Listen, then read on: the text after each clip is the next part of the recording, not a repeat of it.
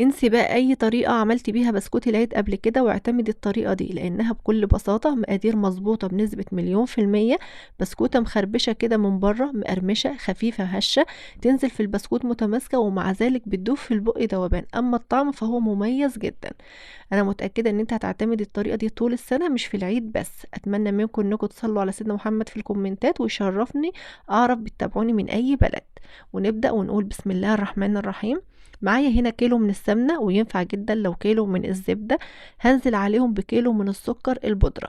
السمنة لازم تكون مرملة بالشكل ده. يعني مثلا لو انت هتشتغلي في البسكوت الصبح، بالليل دوبي السمنة، يعني ارفعيها كده على النار تسيح يا دوب، يعني تفك كده، وسيبيها تلاقيها الصبح مرملة بالشكل ده. وبالذات لو كان الجو برد فبنلاقي السمنة ناشفة جدا. اما بقى لو هي دايبة كده وشاريها دايبة، عادي استخدمها بحرارة الغرفة.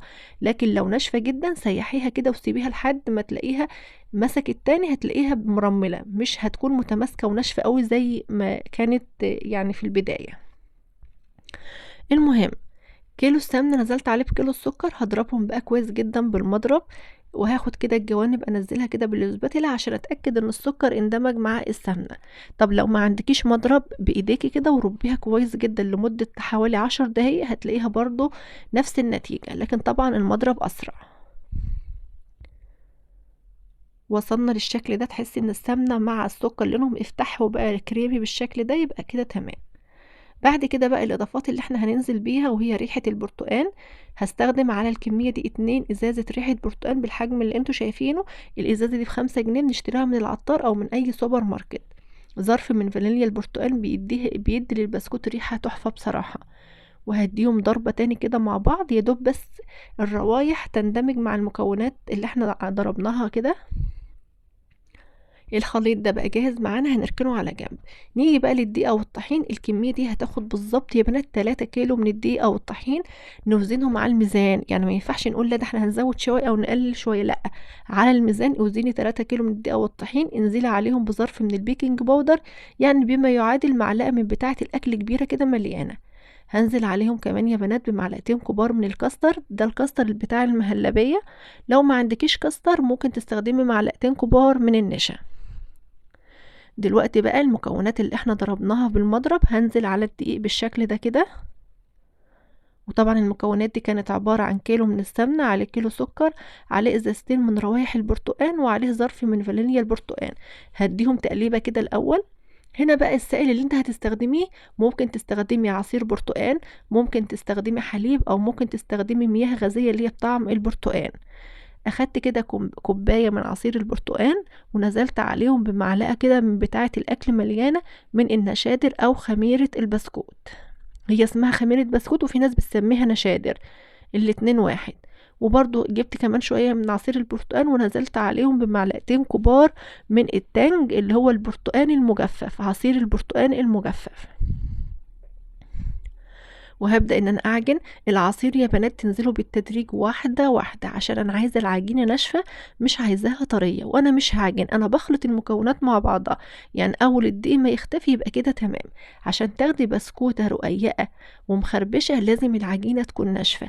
اما بقى لو انت بتحبي البسكوت من اللي هو القابب او المنفوخ، العجينة خليها طرية. وده يا بنات على فكرة السر بين اللي بيميز البسكوتة المخربشة الخفيفة الرقيقة او البسكوتة العالية المنفوخة. البسكوتة المخربشة الرقيقة دي بتكون العجينة ناشفة خالص، يعني يا دوب كده تلم العجينة تمسك نفسها بس بتكون مفرول. اما البسكوتة المنفوخة فهي بتكون عجينتها طرية.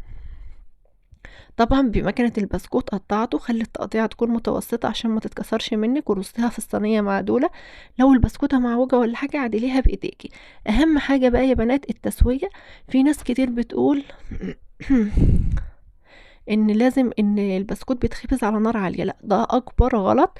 لازم البسكوت يتخبز على نار متوسطة زي ما انتوا شايفين كده. الصينية دي اخدت لون من تحت بس كانت فاتحة من فوق، فدخلت صينية جديدة ورفعتها على حرفها كده لحد ما تاخد لون حلو من فوق زي ما انتوا شايفين. انا بحب البسكوت ياخد لون يعني محمر شويه، ما بحبش البسكوته تكون بيضه. وبقفل الفرن عليه كمان عشان يحمر كده، وكله الصينيه كلها تاخد لون موحد زي ما انتوا شايفين. وبرده من تحت تكون نار متوسطه، ما تخبزوش البسكوت على نار عاليه علشان هياخد لون بسرعه من بره، وهيكون من جوه مش مستوي ومش هيكون مقرمش. وكمان البسكوته لما بتستوي على نار عاليه ما بيكونش لها عمر طويل، يعني بعد شويه صغيرين كده هتلاقي طعمها اتغير ولونها كمان اتغير. لكن البسكوته اللي بتتخبز على نار هاديه كده او متوسطه زي ما انتوا شايفين بتكون مقرمشه لحد لو قعدت حتى عندك شهرين 3. شايفين برضو النار من تحت عامله ازاي؟ ودي الطريقة الصح لخبيز البسكوت. وزي ما انتوا شايفين يا بنات لون البسكوت تحفة، طعمه مميز جدا بالاضافات اللي احنا ضفناها. طبعا الخبيز حلو، تلاقي البسكوتة كده مقرمشة ومخربشة وبتدوب في البق ذوبان. اتمنى الفيديو يكون عجبكم وتكونوا استفدتوا منه. ما تنسوش اللايك والاشتراك وتصلوا على سيدنا محمد في الكومنتات. هسيبكم في رعاية الله، والسلام عليكم.